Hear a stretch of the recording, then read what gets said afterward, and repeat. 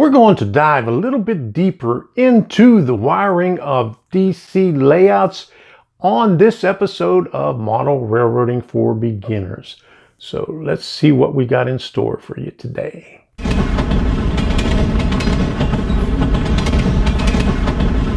I'm Tom Kovichak, and this is Tom's Trains and Things. This channel was created to help other modelers who are in need of guidance in pursuing their dream of building their model railroad. In last month's episode of Model Railroading for Beginners, we talked about buying used train sets and troubleshooting them. Now this month we're going to talk about wiring your DC layout.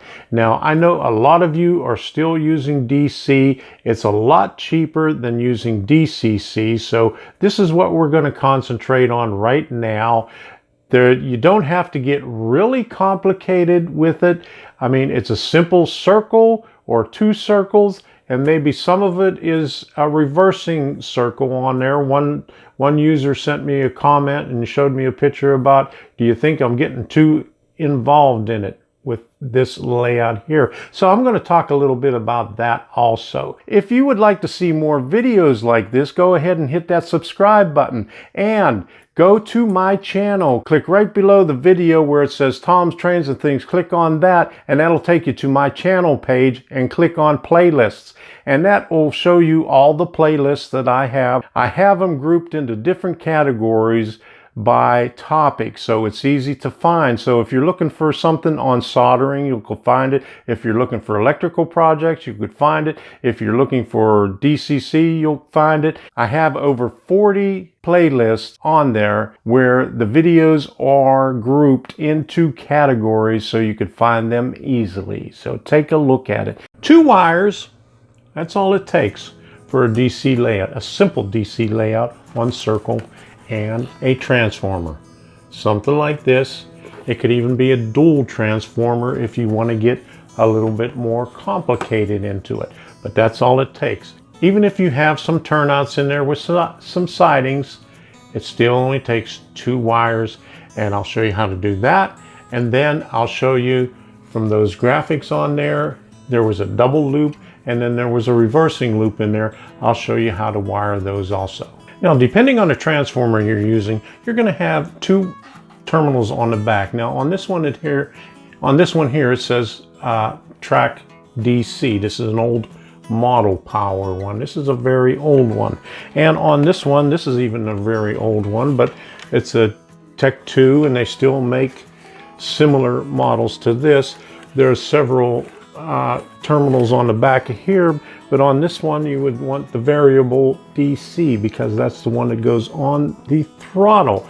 And from there you'll be hooking up your wires to a terminal track, or if you know how to solder, you could actually solder it on to a track. We're not going to get into soldering in this video because I have a lot of videos on soldering already that you could check out in my playlists. Let's take a look at some of those graphics that I showed you, and I'll show you how to wire those. We're going to start off with the Atlas database because it's the simplest one to see right here.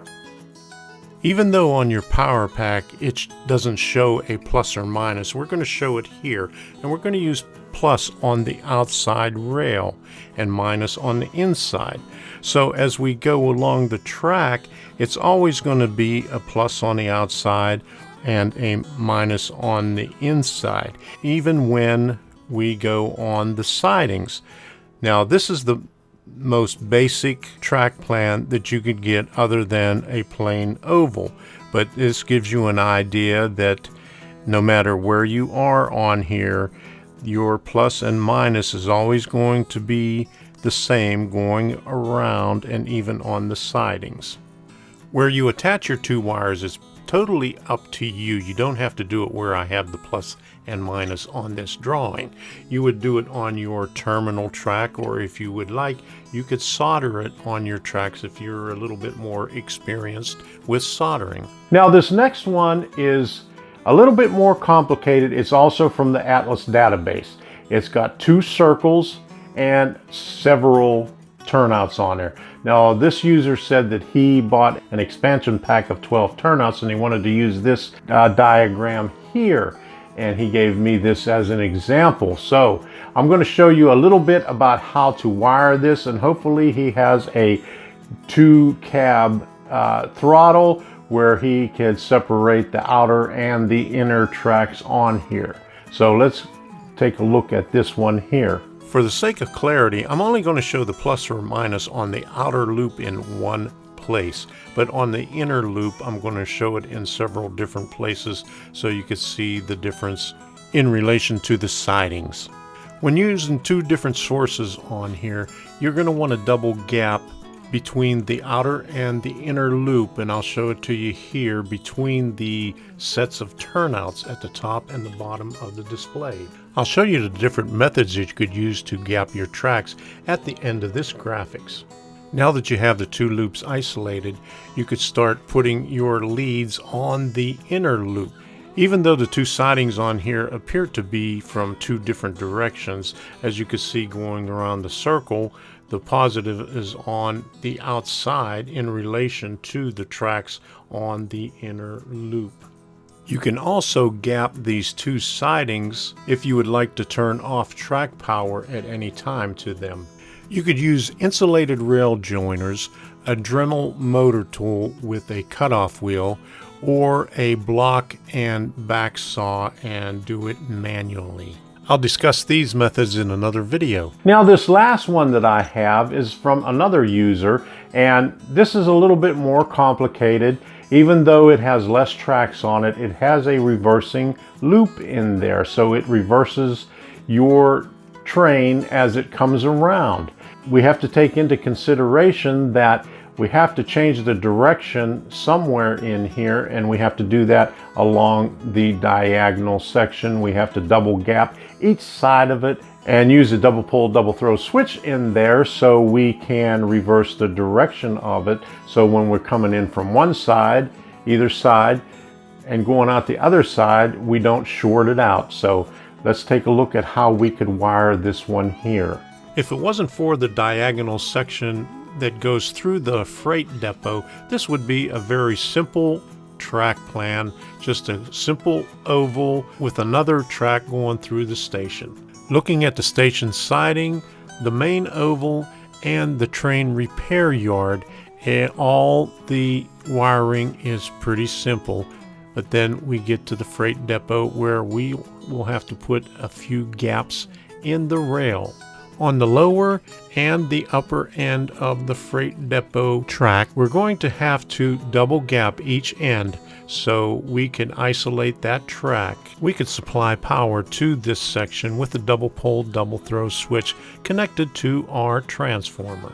I have a video on the double pole, double throw switch where you could use it to reverse the polarity on your DC layout. You can access this video and some of my other videos from the info card at the top right corner of your screen. In Model Railroading for Beginners episode 10, Mark from M&M Rails did a good job of explaining how to wire your DC layout, separating his layout into 4 blocks using all Atlas components.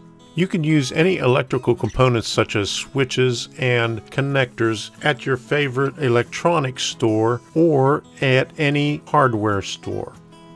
For more information on wiring, go ahead and check out Model Railroading for Beginners episode 10 to see how Mark did his layout with the Atlas components. Track, there's 2 rails. So one rail goes to one screw, and the other rail goes to that screw. And while you're at it, go ahead and check out Mark's YouTube channel at M&M Rails for other good videos that he has put out. DC wiring is pretty simple unless you want to make it complicated. Now you could make it as complicated as you want, but since this is for the beginners, I just showed you some of the simple parts on there. There's an endless amount of possibilities that you could do with these track plans, but I'm just keeping it simple for you. And don't forget to look out for the next videos. I got them coming out on Monday, Wednesday, and Saturdays. If you have any questions about model railroading, don't forget to leave it in the comments down below. I like to read your comments and I'll answer every one of them. If you got a question that I can't answer, I'll lead you in the right direction so you could find a solution to your question. So we'll see ya.